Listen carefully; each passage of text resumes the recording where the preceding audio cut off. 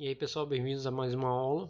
A gente vai estar mostrando nessa aula como mostrar coisas para o usuário, o print, que a gente já viu aí em algumas aulas, e também como receber dados do usuário, tá? Muitas vezes a gente está programando que a gente depende que o usuário ingresse algum valor, tá? Então, como vocês já viram, a gente vai fazer o print, que é a função que a gente vai estar usando no curso para mostrar coisas para o usuário, tá? Então aqui eu declarei uma variável A com 2020, sendo inteiro isso aí, tá? E a gente vai fazer o print A. Ela por si só vai mostrar o 2020 pra gente. Eu posso associar também um texto, e aí depois eu vou mostrar o que eu quero mostrar dessa variável. Então eu coloco ano, ou o texto que eu quiser colocar aqui, vírgula, e aí eu coloco o A, tá? Outra forma de colocar um número ou a variável que eu quero junto a um texto é colocando o texto que eu quero, tá? Não precisa desses dois pontos, tá? Dá para tirar, é só para ficar mais bonitinho. Eu abro essas duas chaves aqui e aí logo após, no final da declaração do meu texto, tá? Da minha chave, da minha aspa simples aqui, eu coloco ponto format e aí eu coloco a variável que eu quero, que nesse caso aqui é A. Então vou executar esse código, ele já estava aqui, tá? Notem que aqui é necessário a gente adicionar um espaço se a gente quer deixar isso aqui, não quer deixar junto, tá? Com a forma de vírgula, se eu tirar isso aqui, ele já cria o espaço automático para mim, tá? Aqui um pouco mais complexo, a gente coloca o dia, o mês e o ano, nesse caso aqui é só um exemplo, tá? Se eu printar dia, mês e ano, vai me mostrar 12/4/2020, tá?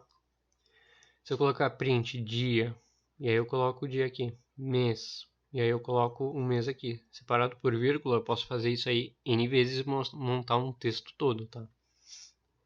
A gente pode fazer da forma que eu tinha mostrado para vocês, né? Com as chaves aqui, tá?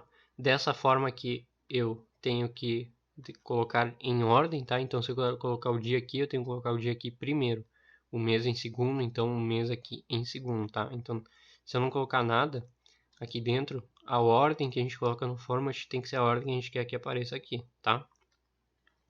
Mas eu posso mudar isso aí. Eu posso atribuir variáveis aqui ao meu dia, nesse caso aqui i, j e k, e colocar o i, j e k aqui dentro, tá? Então eu vou executar isso aqui. Então o mesmo resultado por enquanto, tá? Só que se eu mudar o j para cá e colocar o i aqui, vocês vão ver que ele vai mudar. Então dia 4, mês 12, né? Se vocês forem ver, o mês aqui na verdade é 4 e o dia é 12. Só que aqui a gente inverteu, né? Porque a gente atribuiu o i, o valor do dia, que é 12, certo? Então dessa forma a gente pode lidar também com a ordem que a gente quiser. Tudo é equivalente aqui, tá? Vai depender do que você quer mostrar e do que fica mais fácil para você, certo? Eu costumo mais usar vírgula mesmo, dificilmente eu uso format, só algumas aplicações bem específicas, como banco de dados com Python. É o único momento que eu me vejo assim utilizando o format mais ativamente. Obviamente a gente pode printar strings, né? Tudo que a gente quiser printar a gente pode printar de certa forma, tá?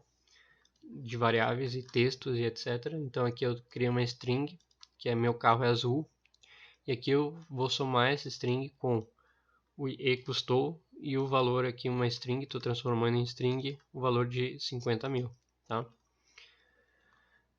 Da mesma forma eu coloco aqui, percebam que essa soma eu fiz ela aqui já direto no print, eu poderia salvar isso aqui em uma outra variável e printar aquela variável, tá? Então, por exemplo, eu posso salvar aqui em variável h, tá? Exemplo só.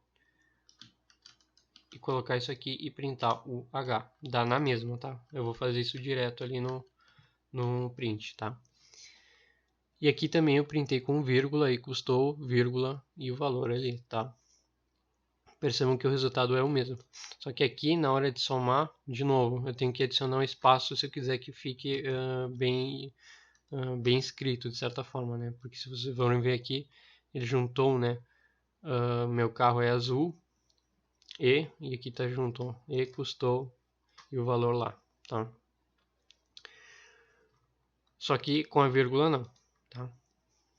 Uma outra forma que a gente consegue printar as coisas, que nesse caso são valores flutuantes, né? Quando a gente tem números, com muitas casas depois da vírgula, que é muito comum quando a gente está trabalhando com métodos numéricos, a gente consegue valores tipo com umas casas gigantescas, então a gente não precisa printar todas, só as primeiras 4, 5, às vezes 2, 3, né?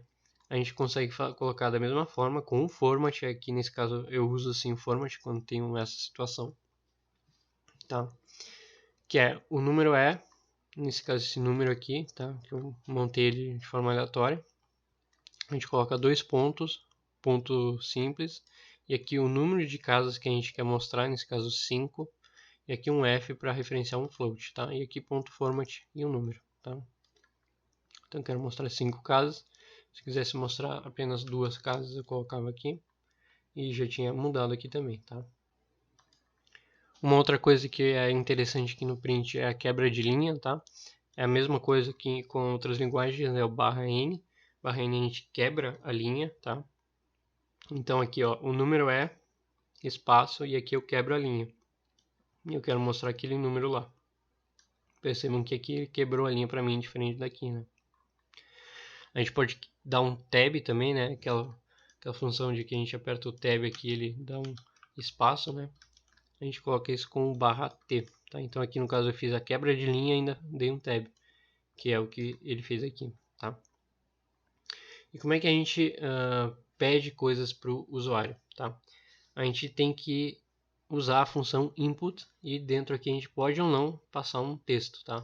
Que a gente quer mostrar para o usuário do que a gente está querendo dele, tá?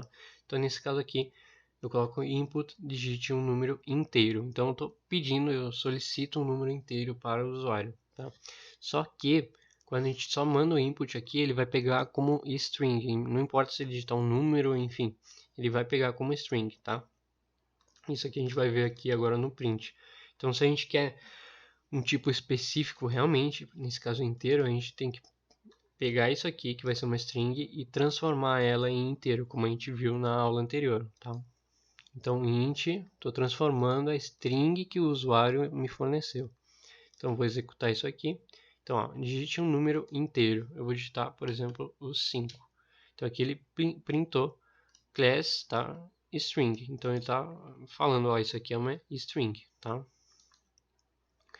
Então, agora de novo, ele me pediu aqui um número, né? Percebam que tem uma setinha verde, que quer dizer onde é que isso aqui está parado no código, esperando que o usuário forneça alguma coisa. Então, agora de novo, vou mostrar o 5 e vai printar de novo. E agora sim, de fato, eu tenho um inteiro, certo? Então, espero que tenha entendido. Qualquer dúvida, deixe nos comentários. Até a próxima.